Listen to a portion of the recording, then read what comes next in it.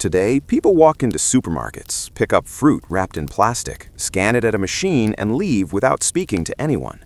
But in 1900 America, buying fruit was not just a transaction, it was a moment of human connection, trust, and sometimes quiet kindness that meant the difference between hunger and hope. In the summer of 1900, in a crowded, open-air market on the Lower East Side of New York City, a man named Joseph Adler pushed his wooden fruit cart into position just as the first light touched the narrow streets. The city was already alive. Horses pulled wagons over uneven cobblestones, children ran barefoot between stalls, and vendors called out loudly in a mix of languages, Yiddish, Italian, English, all blending into the sound of a growing nation. Joseph was 35 years old, the son of Eastern European immigrants who had arrived in America with little more than a suitcase and a dream. Like many families at the time, they had come through Ellis Island hoping for opportunity. But opportunity, Joseph had learned, did not come easily. His fruit cart was simple, wooden wheels, slightly uneven, and worn from years of use. On it, he carefully arranged apples, oranges, pears, and whatever seasonal fruit he could buy early in the morning from wholesalers near the docks. There were no supermarkets, no refrigeration trucks, no large distribution chains. Fresh food depended on timing, effort, and relationships. For Joseph, selling fruit was not just about making money, it was about survival, not only for himself, but for the people around him. At the turn of the 20th century, New York City was one of the most densely populated places in the world. According to the 1900 U.S. Census, millions lived in cramped tenement buildings, often with poor ventilation and little access to fresh food. Many families worked long hours in factories or sweatshops for very low wages. For them, Joseph's fruit cart was more than a business. It was a lifeline. Each morning, he selected his fruit carefully. He knew which apples were sweet and which were bruised. He separated the best ones for customers who could pay full price, but he always kept another section, fruit that was still good but slightly imperfect. Those were not for profit. Those were for people. A mother with 2 small children might approach his cart, counting coins slowly in her hand. Joseph would watch quietly, then add an extra apple or 2 into her bag without saying anything. Sometimes she noticed and whispered, "Thank you." Sometimes she didn't. Either way, Joseph never mentioned it. He understood something many others ignored. Dignity mattered as much as food. Business in 1900 America was changing rapidly.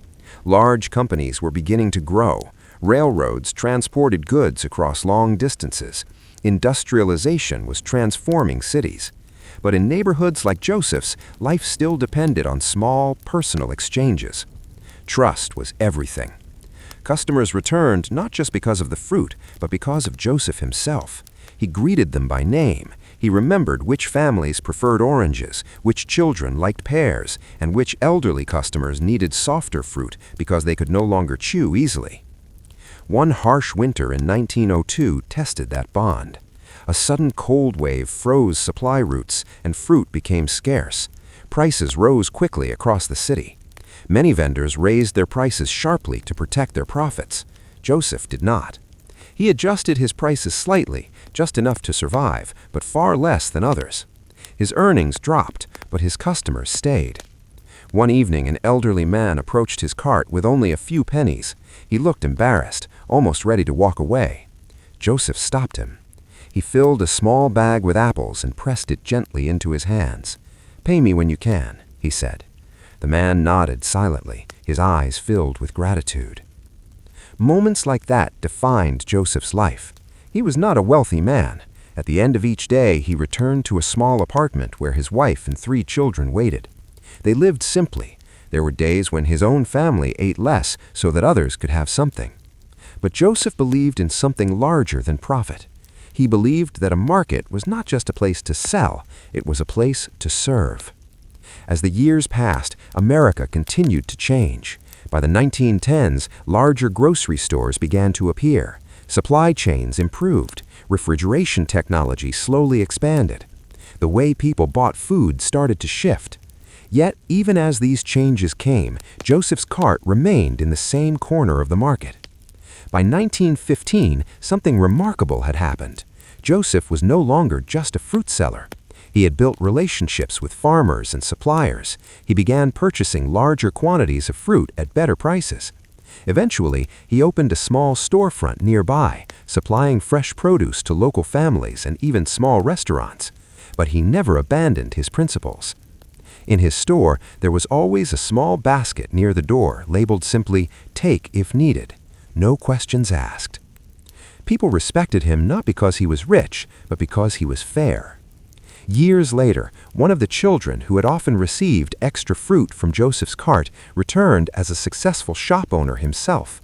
He approached Joseph, now older and slower, and said something that stayed with him forever. "When we had nothing, you made sure we still had something." Joseph smiled quietly. He knew that success was not measured only in money.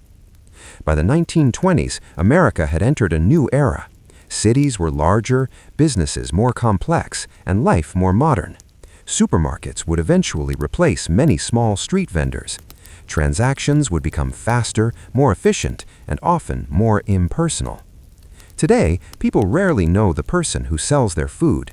They do not see the early mornings, the careful choices, or the quiet acts of kindness that once defined local markets. But more than a century ago, in a crowded street in New York City, a man with a wooden fruit cart showed what business could truly be. Not just profit, not just survival, but service. And in a world that moves faster every day, his story leaves behind a simple question.